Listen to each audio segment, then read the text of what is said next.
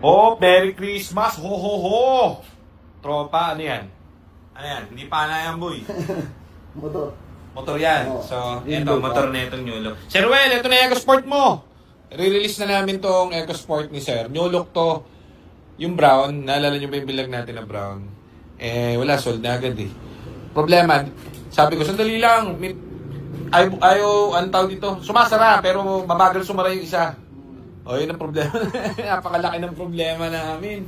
Yun ang problema namin dito sa kotse. Oh. Wala lang eh, kasi alam mo yun, eto, kaya Sir Ruel to, follower nating malupit yan. So, sold na tong kotse niya. Fully paid. Ganda oh, tingnan mo. Oh. Di ba? Quality boy. Oh, gara oh. Ganda no? Alam niya, parang bago. So, si Sir Ruel, sinurprise visit tayo nung isang araw. Sabi namin, teka lang, ano pa namin yan eh. Bibirahin pa namin yan eh. Batoy kasi kapag hindi namin kinakalikot eh. Kailangan kakalikutin mo eh. So, sabi ko sa kanya, huwag mo na bilhin.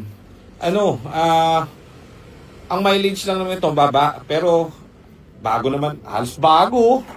35 nga lang yata mileage ito eh. To be sure lang, sabi ko, pwede ba sir, ang gawin natin, i-refresh muna namin yung engine. Ang gagawin namin, i-retiming na namin para sa 70,000, hindi ka na magpa-retiming. O, di ba? O, di ba yun? At least may ginawa pa rin kami. O, yun ang maganda ron. Okay na siya. So, sinurprise visit tayo ni Sir Ruel. Check out niya yung kotse niya. Nakakalas lahat ng makina niyan. So, niretiming yung buo. Ang laking less mo na nun, ha? Naka-retiming ka. Tapos bago lahat yan, ha? Dito mo naman, puti-puti pa ng cotton. Ang sarap, oh. Pwede ka maglaba. Oh. Ngayon, ang problema namin, very maliit lang. Ang bagal na ito sumaraw, oh. Ganun, oh. Bagal, oh. Ganun. So, kung pupunta kami sa kabila, kuha kami motor. Napalitan namin ng motor kasi gusto namin all working, all functioning. Maganda naman, kaso bagal, ganun. Ganun, oh. Yung isang pintana, ganun. Eto, ganun. Bagal. Oh, kita mo, lilit ang problema natin pero pinoproblema natin. Para quality, para maganda siya, oh. Di ba? Gandang regalo ni Sir sa sarili niya, pati sa wife niya to. Wife niya ata ang gagamit. Napakaganda, napakainim. Tapos nasa detailing to, tapos siguro na simula ng 22, pinagamit na namin kay Mark Yakis to. So, tinest drive niya na ulit to. Kasi nga may inaantay namin to si Joseph dahil nag-Christmas eh.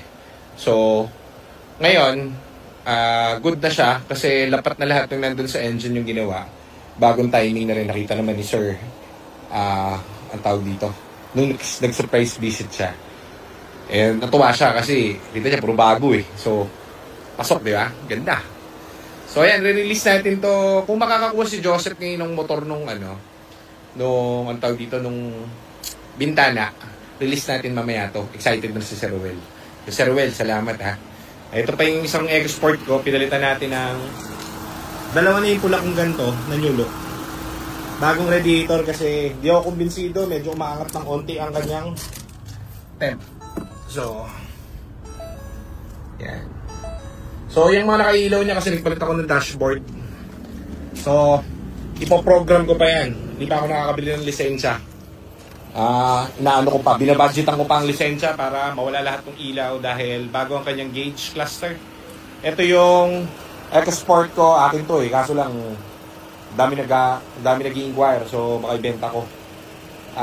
Titignan ko muna, tutulo na yung aircon, sobrang lamig oh. So, all casa specs yan, ayun, mga markings siya kompleto. Nagpalit na rin ako ng buo, halos lahat dito palit guys. Rebuild buong engine, tranny, all the way. Nakuha ko to sa lote. So, all goods to. Very goods. So, dalawa na yung pula ko na New Look. Abangan niyo yung isa doon sa kabila. Ang problema lang ng cluster lang din. Ewan ko ba't nasisira yung cluster niya. Pero napakatibay ng ganitong model kasi CVT na to, unlike dun sa dual clutch. So, mas maano siya. Mas hardcore, parang ganun. Pogi ng dating, ano? So, tara, bibilin tayong kotse muna. Alis muna tayo. Yes, boy!